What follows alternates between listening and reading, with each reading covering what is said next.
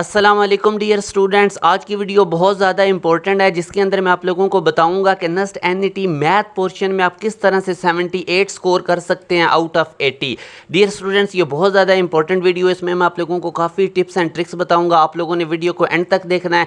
इससे पहले अगर आप लोगों ने अभी तक हमारे व्हाट्सएप चैनल को फॉलो नहीं किया तो ज़रूर करें। इसी वीडियो के डिस्क्रिप्शन में आपको लिंक मिलेगा, क्योंकि इसके थ्रू आप लोगों को टॉप रैंक यूनिवर्सिटीज़ के एंट्री टेस्ट की अपडेट्स मिलती रहेंगी। कब डेट्स आ रही हैं, कैसे अप्लाई करना, जितनी भी एजुकेशनल अपडेट्स हैं यूनिवर्सिटीज़ के स्कॉलरशिप के रिलेटेड, वो तमाम आपको हमारे व्हाट्सएप चैनल के थ्रू मिलेंगे। इसी वीडियो के डिस्क्रिप्शन में इसका लिंक है।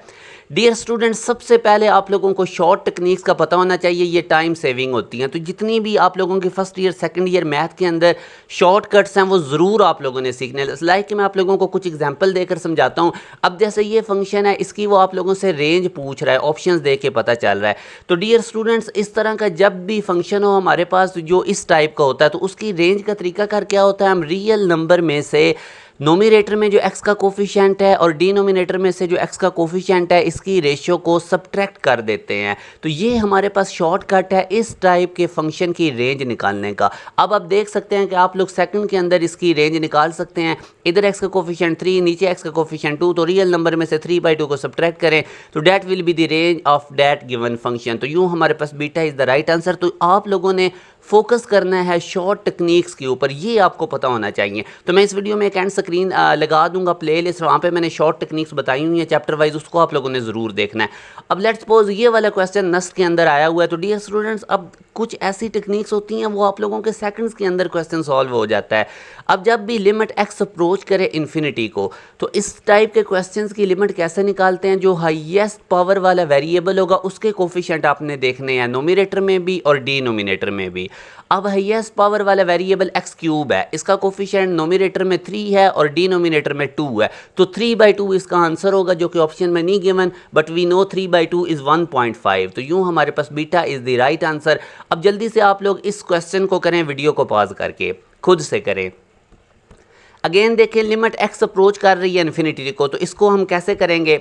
अब अगेन हाईएस्ट पावर वाला वेरिएबल देखें तो वो एक्स क्यूब है। अब नोमिनेटर में एक्स क्यूब का कोफिशिएंट नहीं है, 0 आ जाएगा। डिनोमिनेटर में एक्स क्यूब का कोफिशिएंट 2 है, तो 0/2 डियर स्टूडेंट्स करेंगे तो 0 आंसर आएगा। आई होप आपको ये टेक्निक पता चल गई। अच्छा, एक तो अब मैंने आपको बताया कि शॉर्ट टेक्निक्स आपको पता होने चाहिए, ये टाइम सेविंग होती हैं। दूसरा डियर स्टूडेंट्स, कुछ ऐसे कॉन्सेप्ट होते हैं जो आपको बेसिक पता होने चाहिए। अब जैसे ये वाला क्वेश्चन मैंने आप लोगों के सामने शो किया है ना, कि एक लाइन है x - 4 = 7, दूसरी लाइन है 4x - 16y = 28 और पैरेलल हैं, कोइंसिडेंट है, क्या है। तो यहाँ पे स्टूडेंट्स बड़ी मिस्टेक करते हैं।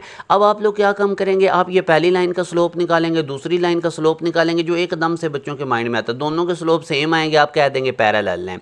डियर स्टूडेंट, जब भी कोइंसिडेंट गिवन हो तो सबसे पहले आपने ये चेक करना होता है कोइंसिडेंट लाइंस बिल्कुल एक जैसे होती हैं एक दूसरे के ऊपर। कैसे भला, जैसे ये x - 4y = 7 है, तो दूसरी इक्वेशन में से अगर आप दूसरी इक्वेशन को 4 पे डिवाइड कर देंगे तो वो भी वही बन जाएगी, ये x बन जाएगा, इधर -4y बन जाएगा और इधर 7 बन जाएगा। तो अब ये पहली और दूसरी इक्वेशन बिल्कुल एक जैसी बन गई हैं।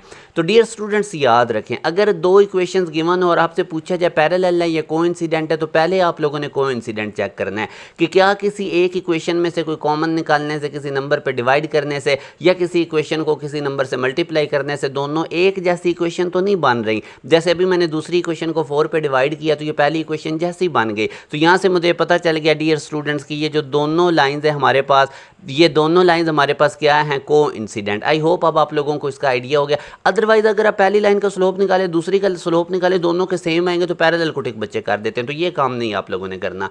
अच्छा, अब इसके साथ कुछ ऐसी चीज़ें होती हैं जो एडिशनल होती हैं, जो आपकी बुक में नहीं होती, वो भी आपको पता होना चाहिए। मैं आपको एग्जाम्पल देता हूँ, argument of a complex number. ये एक बहुत इंपॉर्टेंट टॉपिक है, ये काफ़ी दफ़ा नेस्ट में इसमें से क्वेश्चन आता है। तो डियर स्टूडेंट्स, आप लोगों की जो टेक्स्ट बुक पंजाब में गिवन है आर्गूमेंट निकालने का फार्मूला, वो उसमें कम्प्लेक्स नंबर फर्स्ट क्वाड्रेंट में होता है, तो तब आप लोग ये यूज़ करते थे। मगर याद रखें, जो वो नस्ट के एंटी टेस्ट में क्वेश्चन देता है उसमें आप लोगों का कम्प्लेक्स नंबर सेकंड क्वाड्रेंट में भी होता है, थर्ड क्वाड्रेंट में भी वो भेज सकता है, फोर्थ क्वाड्रेंट में भी भेज सकता है। तो तब ये फार्मूलाज यूज़ होते हैं आर्गूमेंट के लिए कम्प्लेक्स नंबर के। लाइक अगर सेकंड क्वाड्रेंट में आपका कम्प्लेक्स नंबर जा रहा है तो पाए -tan−1y/x होगा, y इमेजिनरी पार्ट होगा, x रियल पार्ट होगा। और हमें पता है कि सेकंड क्वाड्रेंट में x नेगेटिव होता है, मगर आप लोगों ने इस tan इनवर्स वाले फार्मूला में चाहे इमेजिनरी पार्ट नेगेटिव हो चाहे रियल पार्ट नेगेटिव हो, उसको पॉजिटिव ही पुट करना है। इसी तरह डियर स्टूडेंट्स ये थर्ड क्वाड्रेंट के लिए tan inverse y over x करें, क्योंकि थर्ड क्वाड्रेंट में रियल पार्ट इमेजिनरी पार्ट दोनों नेगेटिव होते हैं, मगर आप लोगों ने tan इनवर्स के फार्मूला में इनको पॉजिटिव पुट करना और इसमें से पाए को माइनस कर देना है। ठीक हो गया। इसी तरह ये फोर्थ क्वाड्रेंट के लिए मैं आपको समझाने के लिए क्वेश्चन देता हूँ। अब ये पास्ट पेपर का है। आर्गूमेंट आपने निकालना है -1 माइनस आयोटा का। दिस इज कम्प्लेक्स नंबर, और ये कम्प्लेक्स नंबर किस क्वाड्रेंट के अंदर है? रियल पार्ट भी नेगेटिव है, इमेजिनरी पार्ट भी नेगेटिव है, तो ये थर्ड क्वाड्रेंट में है। थर्ड क्वाड्रेंट के लिए मैंने आपको आर्गूमेंट निकालने का डियर स्टूडेंट्स अभी ये फार्मूला बताया था, तो बस आप लोगों ने इसके अंदर वैल्यूज प्लग इन करनी है। tan inverse y means imaginary part, iota का कोफिशिएंट डियर स्टूडेंट्स हमारे पास होता है y, तो यहाँ पे इसका कोफिशिएंट -1 है, मगर मैंने बताया था कि इस फार्मूला में इमेजिनरी पार्ट नेगेटिव होगा तो पॉजिटिव पुट करना है, -1 को 1 पुट करेंगे, और रियल पार्ट -1 है, इसको भी इधर पॉजिटिव पुट करना है, तो tan इनवर्स 1 ये 45 होता है, मतलब π/4, इसमें से पाई माइनस करेंगे तो -3 π/4 इज द राइट आंसर। अब डियर स्टूडेंट्स अगर आप लोगों को ये कॉन्सेप्ट नहीं पता होगा तो आप लोगों ने क्या काम करना था? फर्स्ट क्वाड्रेंट वाला फार्मूला लगाना था और आपका आंसर गलत आना था, क्योंकि आपकी टेक्स्ट बुक में फर्स्ट क्वाड्रेंट में कम्प्लेक्स नंबर जब होता है तो आर्गूमेंट का बताया गया। तो इस तरह आपको एडिशनल इन्फॉर्मेशन भी पता होना चाहिए। ये सारे ट्रिक्स, ये सारी प्रिपरेशन आप लोगों को हमारे बैच में करवाई जाएगी। मैं आपको हाईली रिकमेंड करूंगा कि हमारे बैच को ज़रूर ज्वाइन करें अगर आप लोग नस यूनिवर्सिटी में जाना चाहते हैं। डियर स्टूडेंट्स अभी मैं आपको कुछ इंपॉर्टेंट चैप्टर्स और टॉपिक्स बता रहा हूँ। अब इसका ये नहीं मतलब आप बाकी कुछ भी ना करें, बस इनको करके चले जाएँ, हमारे 78 आएंगे। आपने सारा कुछ करके जाना है, मगर ये वो वाले चैप्टर्स और टॉपिक्स हैं जिनमें से बहुत ज़्यादा क्वेश्चन पूछे गए हैं, जैसे कि argument of a complex number important है, ग्रुप्स जो सेट्स के अंदर गिवन है, मैट्रिसेस वाला चैप्टर इंपॉर्टेंट है, क्यूब रूट्स ऑफ यूनिटी जो फर्स्ट ईयर मैथ का चैप्टर 4 है, इसमें से काफ़ी क्वेश्चन आते हैं। Sequence and series is the most important chapter dear students में जो सबमिशन वाले क्वेश्चन है 6.11 एक्सरसाइजेज के। इसके अलावा आप लोगों ने वो वल्गर फ्रैक्शंस वाले क्वेश्चन पढ़े थे, इंपॉर्टेंट है। और अगर आप permutation and probability most important topic है, ट्रिग्नोमेट्री की बेसिक सारी आपको पता हो। और सेकंड ईयर मैथ का जो चैप्टर 1 है उसमें डोमेन रेंज और even odd function dear students बहुत ज़्यादा इंपॉर्टेंट है। डेरिवेटिव में एक्सपोनेंशियल फंक्शंस की ये डेरिवेटिव आपसे पूछता है या फिर इंक्रीजिंग डिक्रीजिंग फंक्शन। इसी तरह एक्सपोनेंशियल फंक्शन इंटीग्रेशन के भी आपको आने चाहिए। Differential equation important, slopes and equations of a line जो चैप्टर 4 एनालिटिकल ज्योमेट्री का, ये सेकंड मोस्ट इंपॉर्टेंट चैप्टर है। और फर्स्ट नंबर पे जो मोस्ट इंपॉर्टेंट चैप्टर है डियर स्टूडेंट्स वो कॉनिक सेक्शन वाला है। इसमें से 15 तक एमसीक्यूज आ जाते हैं नस्ट के अंदर। इक्वेशन ऑफ टेंजेंट इसमें इंपॉर्टेंट है। और 7 चैप्टर में से अमूमन अननोन निकालना है, अल्फा बीटा इस तरह पूछ सकता है, या वॉल्यूम ऑफ टेट्राहेड्रन, इस तरह सीधा सीधा एमसीक्यूज इसमें से आ सकता है। तो ये dear students most important chapters थे। मगर अगर आप लोग नस्ट के टॉपर बनना चाहते हैं, नस्ट यूनिवर्सिटी में एनईटी 1 ही अपना क्लियर करना चाहते हैं, तमाम सब्जेक्ट्स की तैयारी करना चाहते हैं, तो आपके लिए हाईली रिकमेंडेड है हमारे बैच को ज्वाइन करें। डियर स्टूडेंट्स इस साल 800 प्लस हमारे स्टूडेंट नस्ट के अंदर सेलेक्ट हुए और अभी हमने टोटल काउंट नहीं किए एंड तक। ये वो बच्चे थे जो हमने स्टार्ट में काउंट किए थे, बहुत बड़ी तादाद में। आप नस्ट के किसी डिपार्टमेंट में चले जाएं, अल्हम्दुलिल्लाह आपको पास एजुकेशन सिस्टम के पढ़े हुए बच्चे नजर आएंगे। डियर स्टूडेंट्स नस्ट के अंदर फर्स्ट मेरिट पोजीशन इस दफ़ा हमारे बच्चे की आई और बहुत बड़ा ऑनर होता है। इसका मतलब होता है कि सारे बच्चों में से सबसे हाईएस्ट एग्रीगेट इस बच्चे का था और ये हमारे बैच का पढ़ा हुआ था। इसी तरह और बड़ी अच्छी मेरिट पोजीशंस बच्चों की यही हैं, जो कि मैं अब यहाँ पे शो करने लग जाऊँगा तो वीडियो लेंथी हो जाएगी। आप देख सकते हैं 12 मेरिट पोजीशन हमारी थी, 15 हमारी थी, 27, 31, 24, इस तरह बच्चों की बहुत अच्छी मेरिट पोजीशंस आई हैं। डियर स्टूडेंट्स नस्ट एनईटी 1 में हमारे बच्चे ने लास्ट टाइम टॉप किया था, 150 प्लस में बड़े बच्चे गए थे। अल्हम्दुलिल्लाह हम बच्चों का नस्ट एनईटी 1 तक ना सिर्फ सिलेबस कंप्लीट करते हैं बल्कि उनके रिवीजन और टेस्ट सेशन लेते हैं। 5 मॉक टेस्ट हमारे होते हैं। आप देख सकते हैं नस्ट एनईटी 1 तक बच्चों का सिलेबस ही नहीं कंप्लीट होता। और यहाँ पे आप चेक करें कि लास्ट टाइम हमारी नस्ट एनईटी 1 में बच्चे की पोजीशन थी, इसके साथ 150 प्लस में लाइंस लगी हुई थी बच्चों की।